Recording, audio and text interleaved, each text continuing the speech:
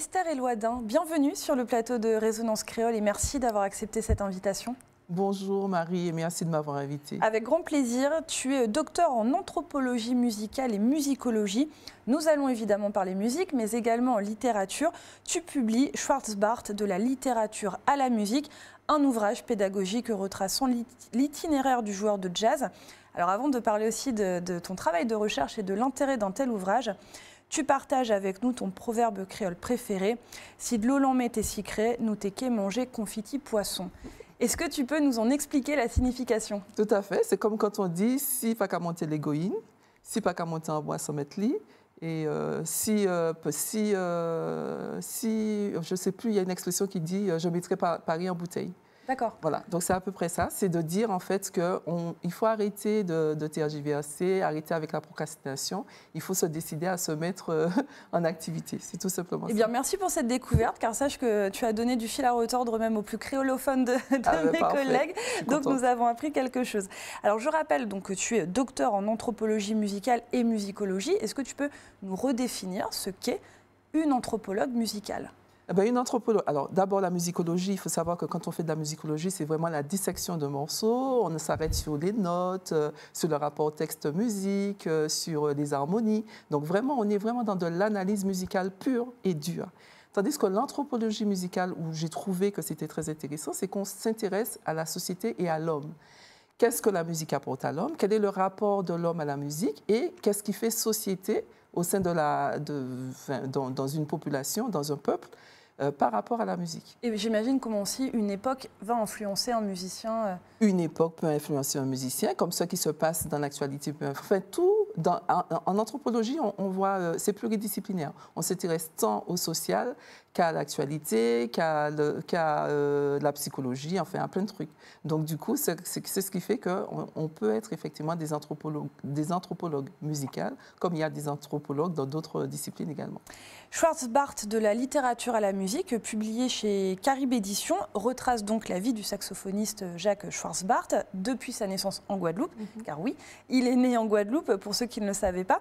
Dans cet ouvrage, donc, tu analyses, comme tu viens de nous l'expliquer, son œuvre musicale. Cela n'avait jamais été fait auparavant pour ce musicien? Non, pas du tout. C'est-à-dire qu'effectivement, il s'est énormément exprimé sur son œuvre quand il était en interview, mais en ce qui concerne sa biographie, c'est la première biographie qu'il y a de lui et qui permet effectivement de jeter un regard sur ce qu'il a réalisé et de lui rendre hommage. Parce que souvent, on a tendance à rendre hommage aux gens quand ils sont décédés et c'est bien de pouvoir le faire quand ils sont vivants. De leur vivant.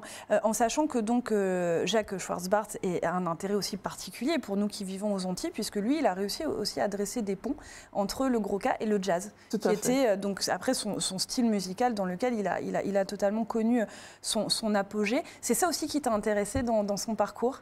Tout à fait. Au-delà du fait qu'il y ait eu ce lien entre le jazz et le gros cas, il y a d'abord aussi le lien avec les parents. Parce que quand je me suis intéressée à Jacques, c'était par rapport aux parents, où je me suis dit, comme les parents, ce sont deux auteurs très connus, forcément, la musique qu'ils réalisent doit être un cheminement ou une continuité de la pensée littéraire des parents, ce qui n'est pas du tout le cas. Donc lui, effectivement, il est vraiment dans une démarche de recherche et comme ses collaborateurs, notamment Arnaud Dolmen le dit, il est constamment en recherche et c'est un laboratoire musical où il essaie effectivement de retrouver un processus de création quand il réalise ses morceaux, quand il compose. Par exemple, quand on parle du Goka Jazz, il faut savoir qu'il a commencé à écrire le Sonekala, qui est un de ses morceaux phares, il y a une trentaine d'années. Il a attendu 30 ans pour finalement se décider à le produire et à le publier. Est-ce que nous avons finalement, je dirais, beaucoup de nos musiciens antillais et caribéens qui ont justement réussi à tisser des liens entre la musique traditionnelle de leurs parents, qui est leur héritage, avec des sonorités qui viennent d'ailleurs? Bien sûr, mais chez nous, on a déjà Mario Canonge. On ne peut pas l'oublier.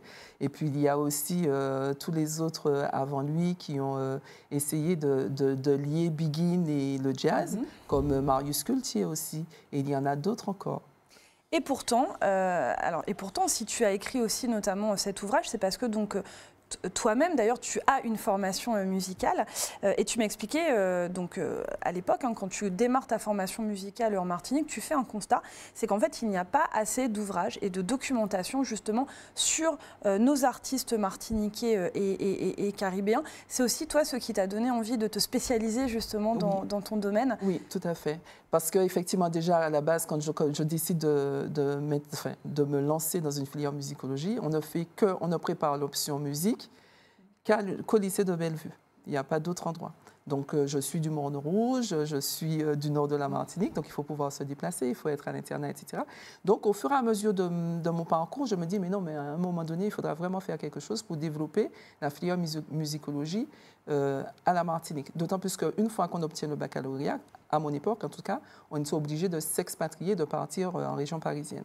Donc voilà pourquoi, effectivement, aujourd'hui, je me rends compte, encore aujourd'hui, on n'a toujours pas d'ouvrage qui s'intéresse spécifiquement à nos musiques. En sachant qu'aujourd'hui, tu vis en Guyane et tu me disais que le constat est encore plus criant en Guyane qu'ici. Mais comment on l'explique? Puisque justement, tu citais Mario Canonge ou encore d'autres, ce sont des artistes qui sont reconnus hors de leurs frontières, natales. Donc comment expliquer qu'il y ait si peu justement d'écrits, d'ouvrages à propos de leur travail? Moi, je pense que c'est au-delà du fait le fait qu'il n'y ait pas d'ouvrage, ça, je ne pourrais pas le préciser, mais en tout cas, en ce qui concerne l'enseignement de nos musiques dans les établissements scolaires, c'est comme ce qui relève de l'enseignement d'une manière générale, puisqu'on dépend de la France, du ministère de l'Éducation nationale. Donc, il y a des programmes qui sont institués et écrits par le national et qui redescendent.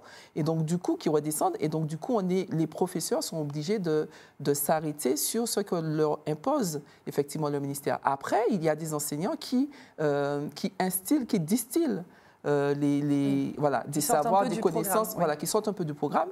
Mais malgré tout, ça peut être compliqué quand on arrive à l'épreuve. On est obligé effectivement de s'arrêter sur les épreuves, les œuvres du programme, comme pour le bac de français par exemple.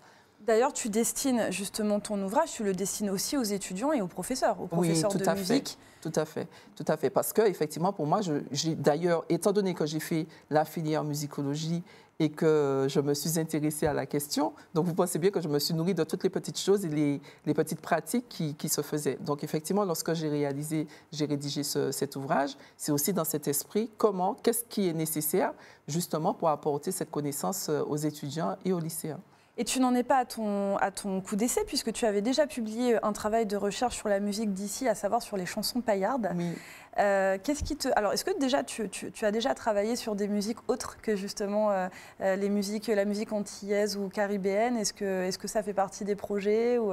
Oui, sans doute, ça fera partie des projets, mais il y a tant à faire pour nous déjà sur notre répertoire musical que je pense que j'ai encore beaucoup d'années à travailler sur nos répertoires. D'autant plus que je veux l'étendre aussi à la Caraïbe, parce que même les musiques de la Caraïbe ne sont pas très connues, c'est-à-dire pas très étudiées. Connues, oui, mais pas très étudiées en profondeur. Voilà. Oui, j'ai travaillé sur d'autres musiques, hein. Mais ce sont toujours des musiques de chez nous, comme la haute taille. Et j'ai également écrit une biographie sur le dernier joueur de guitare hawaïenne en Martinique également. Oui. Et on va évidemment rester dans l'univers de la musique pour ouvrir une fenêtre sur un autre artiste. Mais cette fois-ci, on revient en Martinique avec Chico Gelman. Tu as choisi sa réinterprétation de Au clair de la lune. On va tout de suite regarder un petit extrait.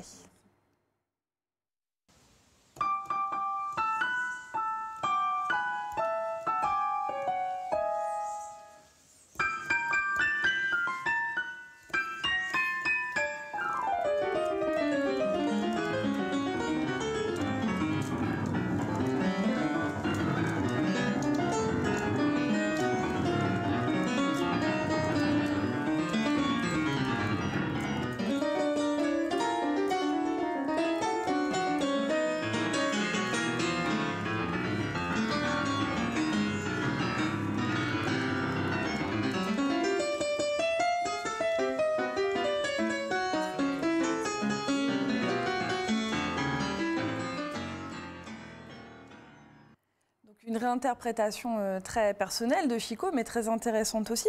Tu m'as dit d'ailleurs, en m'indiquant justement cette œuvre en particulier, que c'est un artiste qui peut être assez complexe à écouter, mais que pourtant nous aurions beaucoup de choses à apprendre de lui.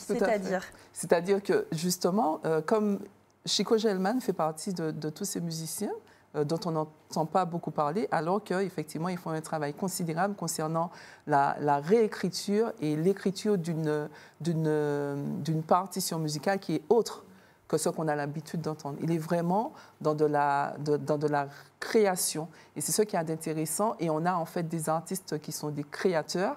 Et je pense qu'il faudrait vraiment prendre le temps de les écouter. Et Au clair de la lune, je trouve que je l'ai choisi justement parce que je sais que les enfants connaissent Au clair de la lune. Et c'est pour cela qu'on a besoin de professeurs de musique, de musicologues et d'anthropologues, justement pour accompagner l'étude et l'analyse de ce type de morceaux. Et si on avait le temps, on aurait pu retrouver, même si effectivement vous parlez d'une interprétation personnelle, on aurait retrouvé déjà dans la rythmique, dans certaines sonorités, le retour justement de ce thème Au clair de la lune. Et si justement on veut en apprendre davantage aussi sur l'anthropologie musicale, on peut lire ton dernier ouvrage Schwarzbart, de la littérature à la musique, donc dédié à la biographie et à l'œuvre musicale du saxophoniste. Merci beaucoup Esther Elouadin d'avoir accepté cette invitation et donc d'avoir partagé un petit peu de tes connaissances avec nous sur ce plateau. Merci beaucoup. Merci. Et merci à vous, chers téléspectateurs, de nous avoir suivis. On se retrouve bien évidemment dès demain pour ouvrir une nouvelle page dédiée à la culture. Soyez au rendez-vous.